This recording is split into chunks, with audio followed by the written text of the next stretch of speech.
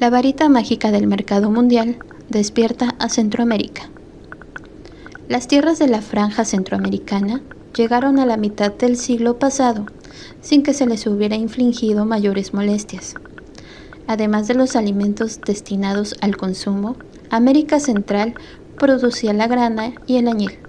Con pocos capitales, escasa mano de obra y preocupaciones mínimas, la grana, insecto que nacía y crecía sin problemas sobre la espinosa superficie de los nopales, disfrutaba como el añil de una sostenida demanda en la industria textil europea.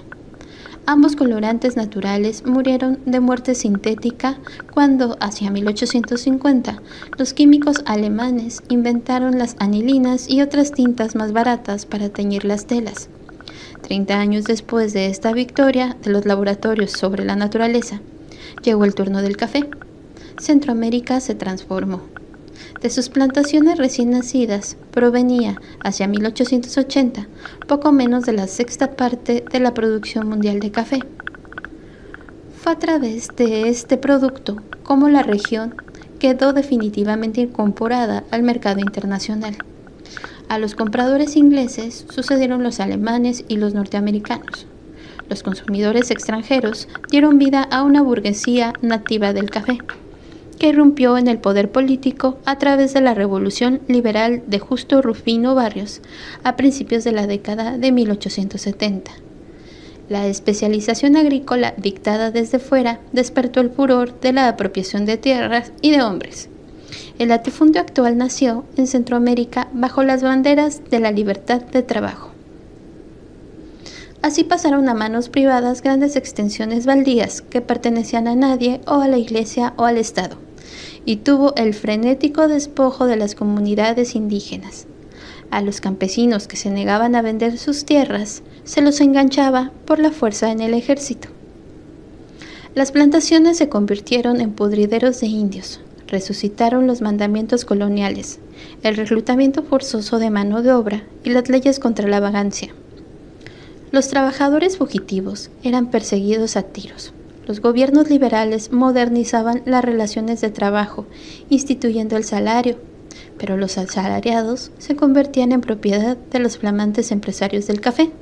En ningún momento, todo a lo largo del siglo transcurrido desde entonces, los periodos de altos precios se hicieron notar sobre el nivel de los salarios, que continuaron siendo retribuciones de hambre sin que las mejores cotizaciones del café se tradujeran nunca en aumentos. Esto fue uno de los factores que impidieron el desarrollo de un mercado interno de consumo en los países centroamericanos. Como en todas partes, el cultivo del café desalentó en su expansión sin frenos la agricultura de alimentos destinados al mercado interno. También en estos países fueron condenados a padecer una crónica escasez de arroz, frijoles, maíz, trigo y carne. Apenas sobrevivió una miserable agricultura de subsistencia en las tierras altas y quebradas donde el latifundio acorraló a los indígenas al apropiarse de las tierras bajas de mayor fertilidad. En las montañas, cultivando en minúsculas parcelas el maíz y los frijoles imprescindibles para no caerse muertos. Viven durante una parte del año los indígenas que brindan sus brazos durante las cosechas a las plantaciones. Estas son las reservas de mano de obra del mercado mundial. La situación no ha cambiado. El latifundio y el minifundio constituyen juntos la unidad de un sistema que se apoya sobre la despiadada explotación de la mano de obra nativa. En general, y muy especialmente en Guatemala, esta estructura de apropiación de la fuerza de trabajo aparece identificada con todo un sistema del desprecio racial. Los indios padecen el colonialismo interno de los blancos y los mestizos, ideológicamente bendito por la cultura dominante, del mismo modo que los países centroamericanos sufren el colonialismo extranjero. Desde principios del siglo, aparecen también en Honduras, Guatemala y Costa Rica los enclaves bananeros, para trasladar el café a los puertos.